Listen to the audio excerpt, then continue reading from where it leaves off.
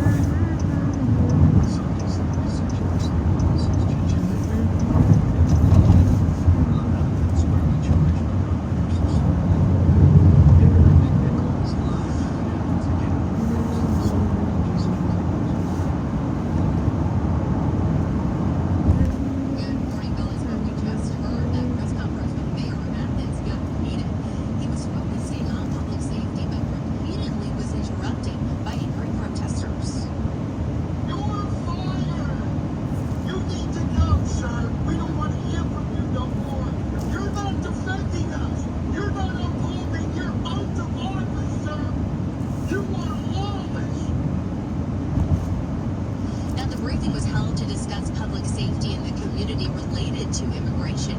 Mayor Gertz made it very clear that Athens is not a sanctuary city and said that term means different things to different people depending on the context of the discussion. However, there is a sheriff's policy in place that allows undocumented immigrants in certain situations to be released, even if ICE has issued a detainer. Now, protesters held signs that read, "Blood on your hands, make Athens safe again," and demand that Athens, Clark County revoke a resolution that the mayor signed back in 2019 that states the government welcomes, quote, "people from all lands and backgrounds," end quote. Well, 2019 was not that long ago. You might remember the dynamic we were living in the late teens in this country, where you had the President of the United States speaking in the most vile terms about people who were foreign born. And through that friction, Mayor Gertz does seem confident that what he's doing here in Athens to protect the residents is good. He mentioned that police officers are getting a raise. They're adding multiple cameras for surveillance, even saying that murders are down every single year since 1992, while still staying firm on the fact that this is not a sanctuary city, Bo. Yeah, quite a bit to say, quite a bit to be debated too. Thank you. We're going to have more on the community's anger over the mayor's leaning policies and like this. We're going to talk to a lifelong resident in Athens, Georgia. Well, an Illinois judge now removing Donald Trump from appearing on the state's primary ballot, citing his role in the January 6th riot at the Capitol. That judge, though, is also putting the ruling on hold now, pending an appeal from Trump's team. Joining us now is Fox News contributor Jonathan Turley, law professor at George Washington University. Jonathan, so Illinois joins Maine and Colorado in trying to strip the president off the ballot. What, if anything, distinguishes the case, the legal case being put forward by the judge here from the two other states? Well, for one thing, it doesn't matter. It's perfectly superfluous. Most judges have said we're waiting for the Supreme Court. There was no reason for this court to issue this opinion. It's basically a cut and paste from Colorado. She basically just accepted everything Colorado had said and put her own name on it. And it has that feeling of sort of, well, me too, I want to be included, but she's not going to be included. This is not going to be in front of the Supreme Court. We expect a decision any day now. And the oral argument did not go well. It was not the conservatives that asked the most difficult questions. It were justices from the left of the court who raised a number of the problems, including Justice Jackson, who said, look, this is ambiguous. Why should I adopt the least democratic interpretation of this constitutional amendment? That doesn't bode well. So most people are expecting that the court will roundly reject this theory and this disqualification effort. Well, the three are far from alone. As you know, I think 35, 36 states have now filed some kind of legal challenge to the former president's candidacy. We checked with the Brain Room here at Fox News. They tell us of those 36 challenges, Biden carried 22 back in 2020. Trump carried 14. Does that give us a clue into what's happening in the legal system? Well, look, there are people, there are academics who have good faith reasons why they think that insurrection means something much broader under this amendment. I strongly disagree with that. I think that they're wrong on the history. I think they're definitely wrong on the text of the Constitution. But this is being pushed by a number of Democratic, secretaries of state, like the ones in Colorado and in Maine. In Maine, you had a Secretary of State that had been saying since the inauguration that this was an insurrection brought about by Trump. So these advocates knew where to go. And there was hardly any surprise. They had her at hello when they showed up and asked for disqualification. In the wake of the Supreme Court's sort of gangbusters decision yesterday to take up Trump's immunity claims, a lot of analysts and journalists, folks are sort of questioning the legitimacy of the Supreme Court. Now, take a listen to this from Rachel Maddow. I want to get your response. This is BS. You are doing this as a dilatory tactic to help your political friend, your partisan patron. And for you to say that this is something that the court needs to decide because it's something that's unclear in the law, it's just flagrant bullpucky. And they know it, and they don't care that we know it, and that's disturbing about the future legitimacy of the court. All right, what do you make of that?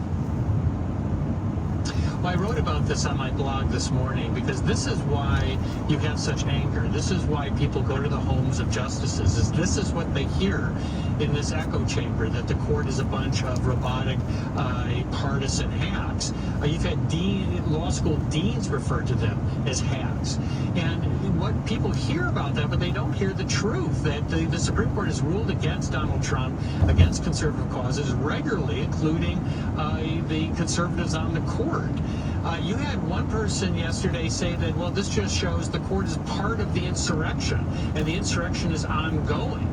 You know, that type of rhetoric is what's fueling the rage in this country. The court accepted this for review. There are issues here. It's a long-standing debate. I think that Trump is at a disadvantage on the merits. But some of the justices may have serious questions of where to draw this line. That is, to tell future presidents when they are or not protected. So this rhetoric is dangerous, and it's wrong. A lot of rage to go around. It will kill you young. Jonathan, we got to leave it there. Thanks for joining us this morning. Thank you. Immigration is part of our foreign policy. It's part of our national security. It's really up to the federal government to continually send the message, send a consistent message, executive and legislative. So the migrant crisis, issue number one in the 2024 campaign. President Biden and former President Trump both heading to the border today. What will they see and what will we hear from them? Well, President Biden also going for a physical but not taking a cognitive exam. Why was that?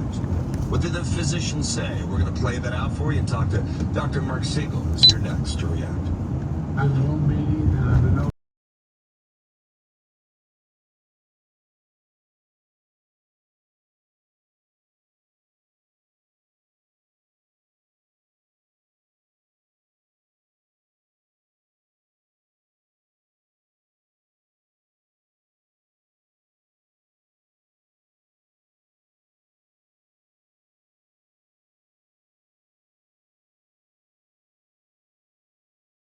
For cars, we accept all kinds of real estate too. Vacant land, homes, commercial properties. We've handled them all. Got an unused property racking up bills? Consider donating it to Cars for Kids. It's easy, and Cars for Kids takes over all expenses. Best of all, you'll get a tax deduction for the full appraised value of the property. Join thousands of donors and make the smart choice for your property. Visit carsforkidsrealestate.org.